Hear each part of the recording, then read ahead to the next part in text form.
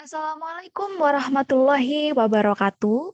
Selamat siang, Ibu Siti Alimah dan teman-teman sekalian. Perkenalkan, saya Erlina Saputri dengan NIM 44014191054, mahasiswi Pendidikan Biologi B Angkatan 2019, Universitas Negeri Semarang.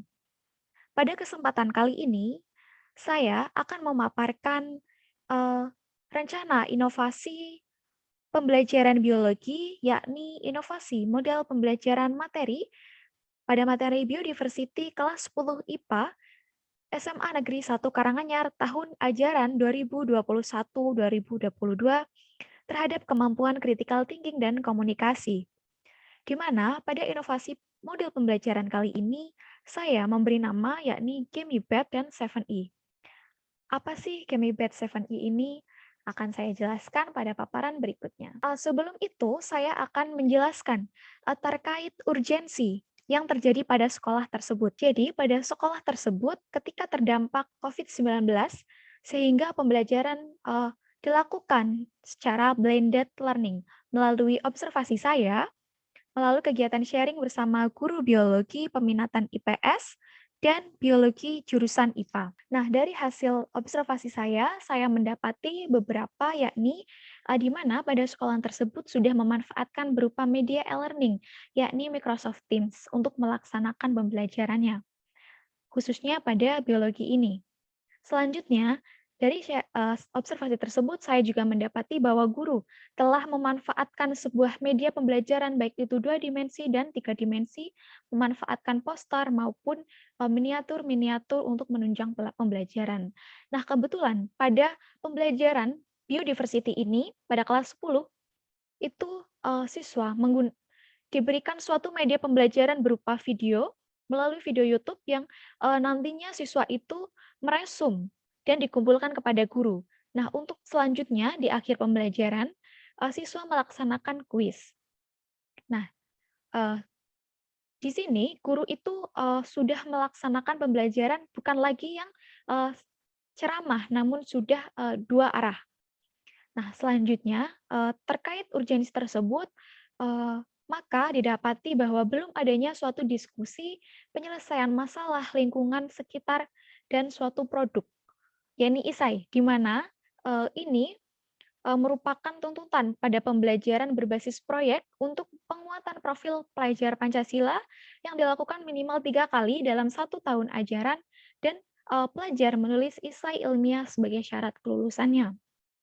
Di mana hal ini merupakan suatu eee, yang ada pada kurikulum yang akan diterapkan pada tahun 2022 hingga 2024 sebagai pemulihan pembelajaran.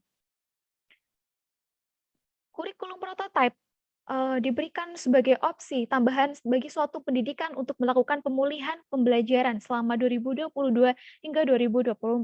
Kebijakan kurikulum nasional ini akan dikaji ulang nantinya pada tahun 2024 berdasarkan evaluasi selama masa pemulihan pembelajaran. Di mana ketika pra-pandemi itu dilaksanakannya suatu kurikulum 2013, pada saat pandemi dari tahun 2020 hingga 2021 dilaksanakan suatu kurikulum 2013, kurikulum darurat yakni kurikulum 2013 yang disederhanakan. Kemudian pada tahun 2021 hingga 2022 telah dilaksanakan suatu kurikulum 2013, kurikulum darurat dan juga telah dilakukan kurikulum prototipe di SP dan SMK-PK. Nah, untuk pemulihan pembelajaran di tahun 2022 hingga 2024 akan dilaksanakan suatu kurikulum 2013, kurikulum darurat, dan kurikulum prototipe sebagai opsi bagi semua satuan pendidikan. Jadi di sini ada fleksibilitas untuk si sekolah melaksanakan suatu kurikulum yang mereka memadainya. Kemudian pada tahun 2024 nanti akan ada penentuan kebijakan kurikulum nasional berdasarkan evaluasi terhadap kurikulum pada masa pemulihan pembelajaran. Jadi urgensi yang tadinya dihadapi itu juga bukan hanya terkait tantangan yang akan dilaksanakan pada kurikulum prototipe ini, namun juga dihadapi pada abad 21, di mana pada abad 21 ini diperlukan warga negara yang berpikir kritis, kreatif, inovatif, mampu bekerja sama, mampu berkomunikasi, berkolaborasi, dan memecahkan masalah untuk menopang produktivitas.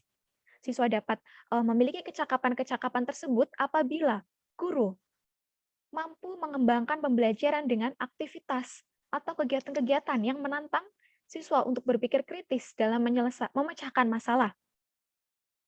Selain itu juga kurang terlatihnya kemampuan siswa dalam mengkomunikasikan hasil temuannya berkaitan dengan idenya tersebut untuk kemudian saling berdiskusi secara kritis. Dengan pelaksanaan pembelajaran saat ini, tidak menutup kemungkinan siswa ada yang bermalas-malasan juga untuk mengumpulkan tugas. Apalagi saat ini telah dicanangkan suatu kurikulum tadi, prototype.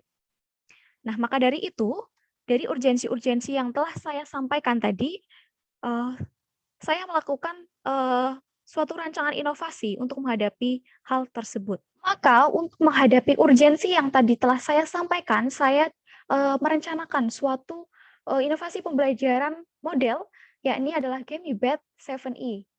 Nah, model pembelajaran ini juga mewadahi dari kompetensi dasar yang ada pada kurikulum 2013, di mana di situ siswa hendaknya mampu menganalisis berbagai tingkat keanekaragaman hayati di Indonesia, beserta ancaman dan pelestariannya, yang ini sudah guru usahakan melalui kegiatan pemberian suatu media pembelajaran berupa video.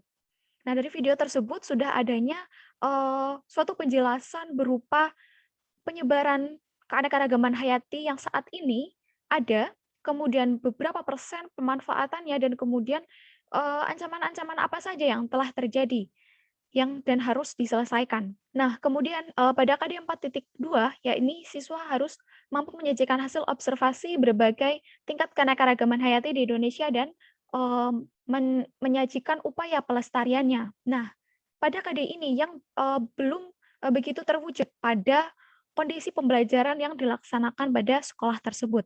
Maka dari itu, saya mengambil beberapa model pembelajaran dan pendekatan pembelajaran untuk mewadahi urgensi tersebut, yakni kemampuan critical thinking, penyelesaian masalah dalam kehidupan sehari-hari, kemampuannya untuk berkomunikasi, kemudian juga untuk memotivasi siswa dalam melakukan suatu pembelajaran. Yang pertama, saya mengangkat suatu model pembelajaran yakni berupa Learning Cycle 7E, di mana pada pembelajaran ini mewadahi suatu kemampuan critical thinking.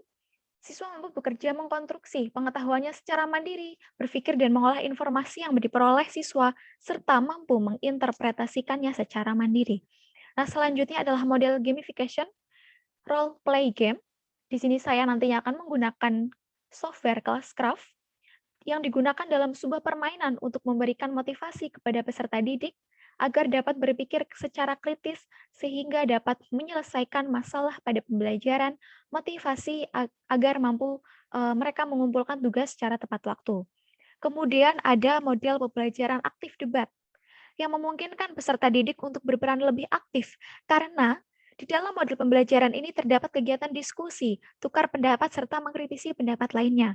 Ada pengasahan suatu kemampuan critical thinking dan komunikasi.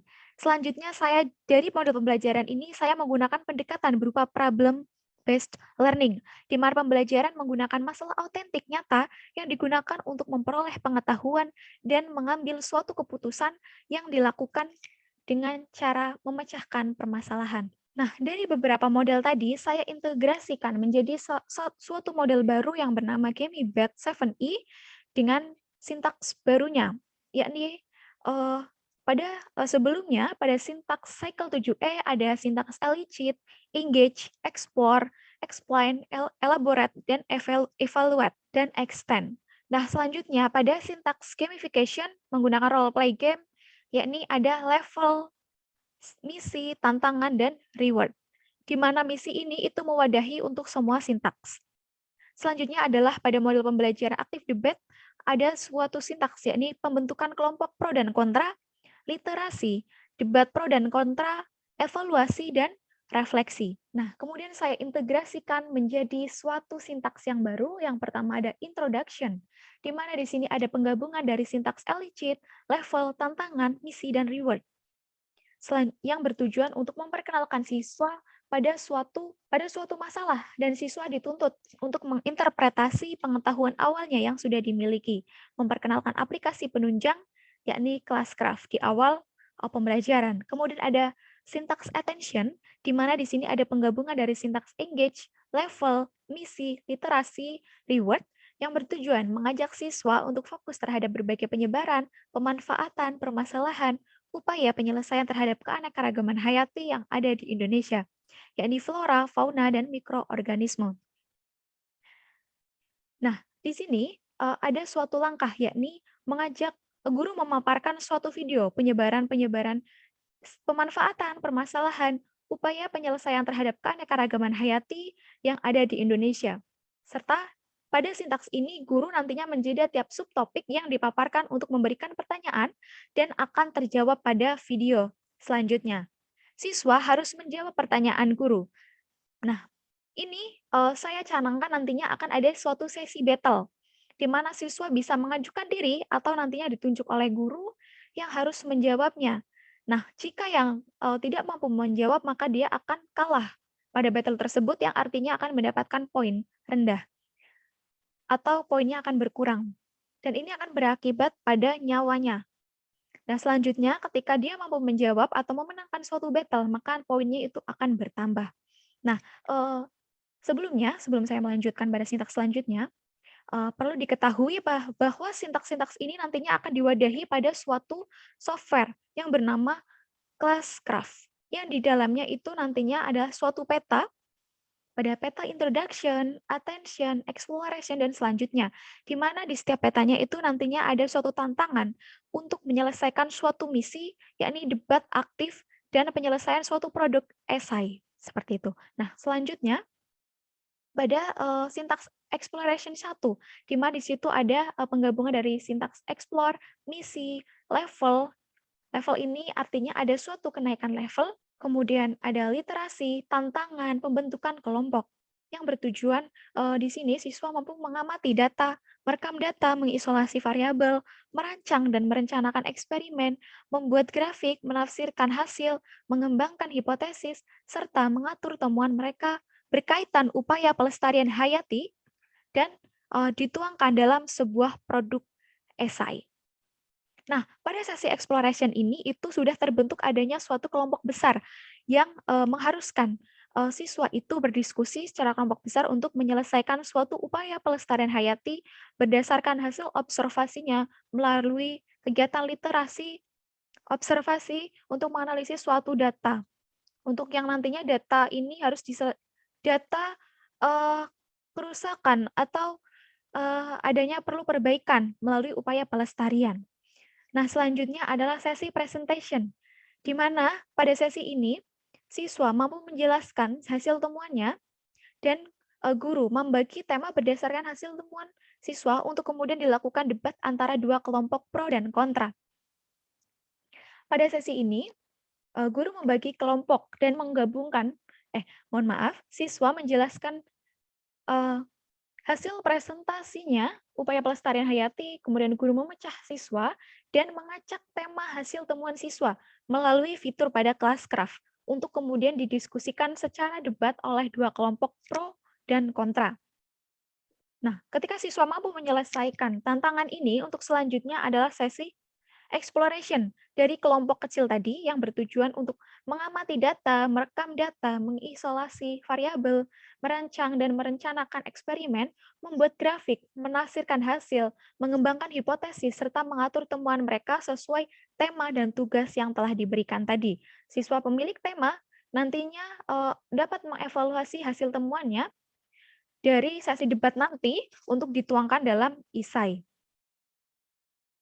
Nah, dalam langkah ini, siswa nantinya melaksanakan suatu observasi dan literasi lagi, mencari baik melalui internet maupun observasinya secara langsung berdasarkan pengalaman mereka untuk, menentukan, penyebab dan akibat dari, penyelesaian masalah yang tadinya sudah disampaikan oleh kelompok sebelumnya, baik secara, positif maupun negatif. Nah, di sini juga nantinya siswa akan, dihadapkan suatu tantangan, yakni untuk mengumpulkan, hasil pemikiran dia. Ini nantinya untuk sebagai bahan penilaian pada guru. Untuk selanjutnya, ketika tantangan ini setelah selesai, akan dilanjutkan pada sintaks berikutnya dan peta selanjutnya, yakni sesi discussion, di mana di sini ada suatu penggabungan sintaks, yaitu elaborate, level, misi, tantangan, debat, evaluasi, dan reward, di mana siswa mampu memperkirakan penyebab dan akibat yang terjadi bila menerapkan upaya tersebut, memperkirakan dan menyampaikan melalui debat secara kritis berdasar kelompok pro dan kontra. Langkahnya adalah eh, siswa dengan kelompok pro dan kontra nantinya duduk berhadapan untuk melaksanakan suatu debat secara aktif untuk menyampaikan gagasan mereka, yakni terkait penyebab dan akibat baik itu positif maupun negatif dari suatu tema yang telah guru berikan.